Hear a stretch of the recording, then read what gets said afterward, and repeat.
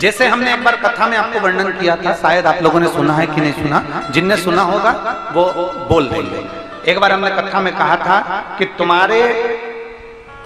श्रृंगार की अलमारी में, जिसमें तुम दर्पण देखती हो, तैयार होती हो,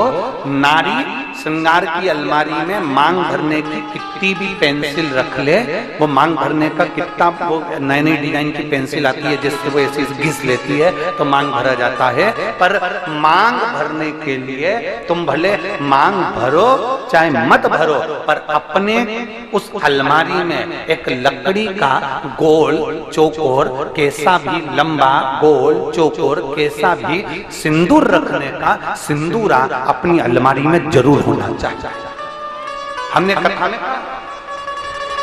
किसी ने सुना है ये बात? पहले कथा में कहीं सुना है ना? तो अपने तैयार होने वाली अलमारी में एक सिंदूरा होना जरूरी है, एक सिंदूरा का होना बहुत जरूरी है। अब क्यों जरूरी है? तो एक प्रैक्टिकल करके देखना कि सियोर वाला महाराज कहीं झूठ तो बोल के नहीं चले गया कुरुद में, इसलिए प्रैक्टिकल जरूर करो।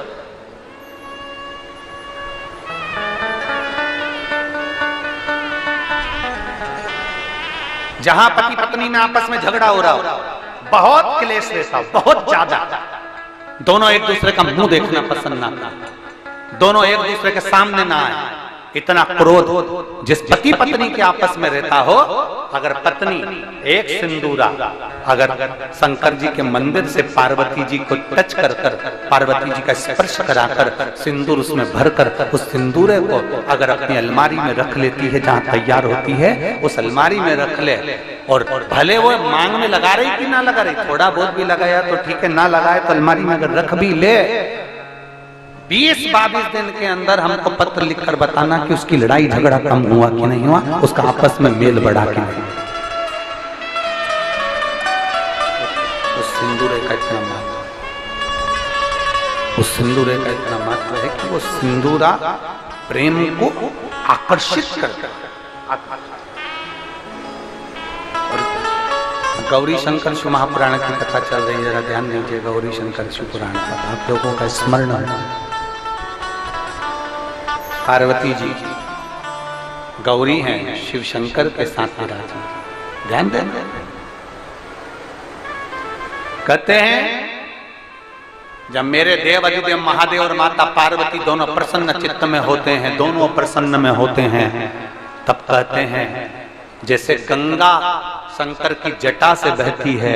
मेरे शंकर पार्वती जब जनमानस पर कृपा करते हैं और कोई शिव की भक्ति में डूबा होता है तो शंकर और पार्वती भी अमृत की वर्षा करते ही हैं, अमृत की वर्षा करते। शिव भक्ति में आप डूबे, शंकर की भक्ति में आप डूबे, शंकर की आराधना में आप डूबे, शिव की भक्ति में आप डूबे, शंकर की गुणगान में आप डूबे हैं, तो शंकर पार्वती कृपा करेंगे ही, गौरी शंकर कृपा करेंगे ही।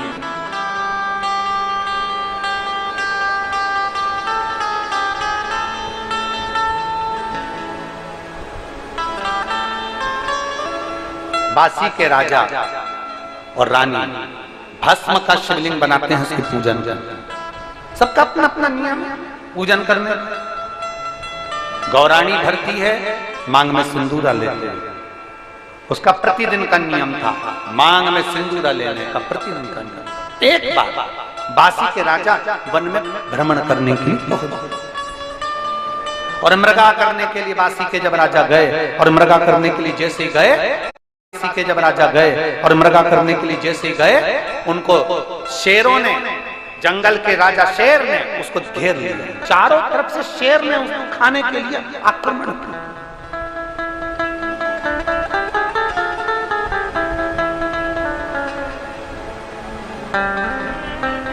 चारों तरफ से जब शेरों ने घेर लिया, शेर ने घेरा, बासी के राजा ने विचार किया कि अब मेरे प्राण बचाने वाला कोई, अब मेरे प्राण नहीं बच सकते, अब मेरा प्राण बचाने वाला कोई हो ही है ही नहीं, अब मेरे प्राण नहीं दे सकते, अब मेरे प्राण नहीं बच पाएंगे। रानी बैठी हुई थी, उसका मन विचलित हो गया, रानी का मन विचलित हुआ, और रानी का जब मन विचलित हुआ, आज ऐसा लग रहा है रानी को कि मेरे राजा का कहीं आहित होने वाला। शंकर की आराधना करने वाली अर्धांगिनी, शिव को जल चढ़ाने वाली नारी, शंकर को जल चढ़ाने वाला पुरुष, शंकर को जल चढ़ाने वाली बेटी, शंकर को जल चढ़ाने वाली माता, शंकर को जल चढ़ाने वाला बेटा, शंकर को जल चढ़ाने वाला व्यक्ति जो शिव के मंदिर में रोज जाता है, अगर उसके साथ में कुछ आहित होने वाला होता है तो 7 दिन पहले देवाधिदेव महादेव उसको थोड़ा ना थोड़ा हिंट दे देते हैं कि तेरे साथ ये आहित होने वाला है। शिव को जल चढ़ाने वाला, शंकर का गुणगान करने वाला, शिव की स्तुति करने वाला, शंकर का गुणगान में रहने वाला, शंकर को 1 लोटा जल चढ़ाने वाले को मेरा देवाधिदेव महादेव, काल अधिपति, महाकाल राजा, जिसको शंकर देवाधिदेव महादेव को महाकाल कहा गया है, काल अधिपति कहा गया है, वो काल अधिपति अपनी काल की गणना कर कर उसको हिंट दे देता है कि तेरे साथ में ये होने वाला है, तू समझ जा, तू बच जा, सतर्क हो जा, उसको हिंट।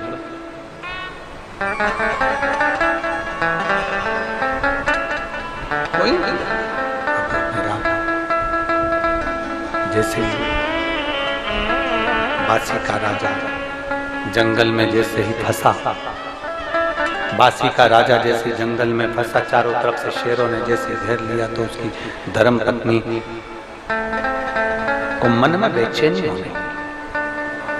अब मन में बेचैनी हुई तो धर्म पत्नी ने सोचा, मुझे ऐसा क्यों लग रहा है कि मेरा पति कहीं उलझा हुआ, मुझे क्यों ऐसा महसूस हो रहा है कि मेरा पति कहीं फंस गया, मुझे क्यों ऐसा लग रहा है कि मेरा पति कहीं उलझा है, परंतु करूं क्या। बासी के राजा की धर्म पत्नी ने विचार करा, मैं कर क्या सकती हूं, क्योंकि मेरा जो धर्म से मेरा रजस्वला, और रजो धर्म नारी शंकर के मंदिर में जल चढ़ाने नहीं जाती, रजस्वला नारी भगवान शिव के मंदिर में पूजन करने नहीं जाती। अब मैं रजस्वला नारी, मैं भगवान शंकर के करीब में कैसे जाऊं, मैं शंकर की आराधना कैसे करूं, मेरे पति का क्या होगा, क्या करा जाए, कैसे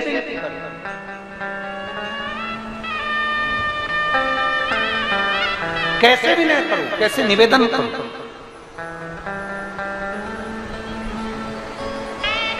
और बासी के राजा की रानी जो मट्टी का ढेला था, जो गोबर का ढेला था, जिसपे सिंदूर डालकर सिर में लगाती थी, उस गौरी के पास में पहुंच गई। उसको हमारे यहाँ गौरी कहा गया, उसको हमारे यहाँ पार्वती कहा गया। सिंदूरा जो होता है, लकड़ी का जो सिंदूरा होता है, जिसमें सिंदूर भरा होता है, जो मांग में दिया जाता है, उस सिंदूरे को हमारे यहाँ पार्वती की गणना करी गई है। उस सिंदूरे को हमारे यहाँ गौरी कहा गया, उस सिंदूरे को हमारे यहाँ पार्वती की गणना, उस सिंदूरे को सती कहा गया, उस सिंदूरे को पार्वती का स्वरूप कहा गया, उस सिंदूरे को गौरा कहा गया, उस सिंदूरे को गौरी कहा गया। कहते हैं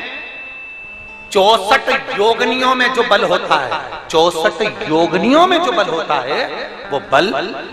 लकड़ी के सिंदूरे में, जिसमें सिंदूर रखा होता है, उस सिंदूरे में 64 योगनियों के बल के बराबर बल होता है। कितना बल है, आप जरा विचार करिएगा मेरी कुरुत की माताओं, और जितनी आस्था चैनल पर कथा सुन रही हैं मेरी जीजियों, जरा विचार करना, एक सिंदूरे में सिंदूर है तो उसमें 64 योगनियों का बल है। अगर उस सिंदूरे के सिंदूर को विवाहिता नारी अपने मांग में भरकर निकल जाए तो किसी के माई के लाल में दम नहीं कि तुम्हारे ऊपर आंख उठा कर देखे।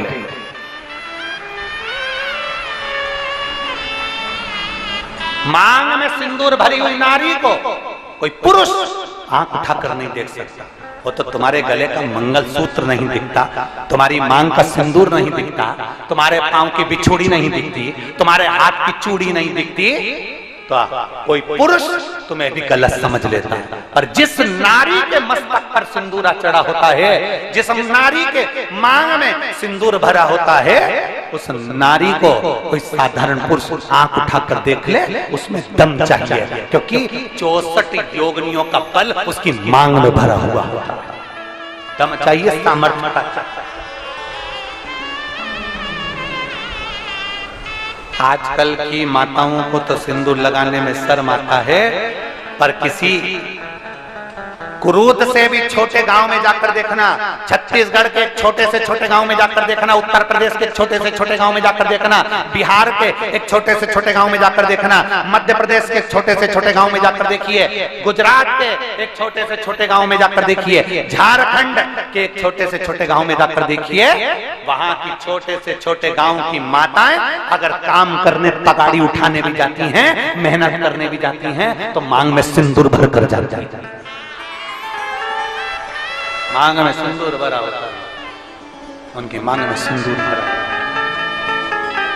बल दे रहा। गौरी शंकर, कौन सी कथा सुन रहे हो? जम के बोलो जरा, जम के। गौरी शंकर,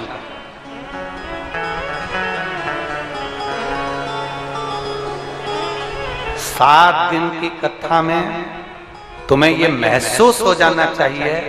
कि घर में रहने वाला पति शंकर है और तुम गौरी हो। 7 दिन की कथा में तुम्हें महसूस हो जाना चाहिए।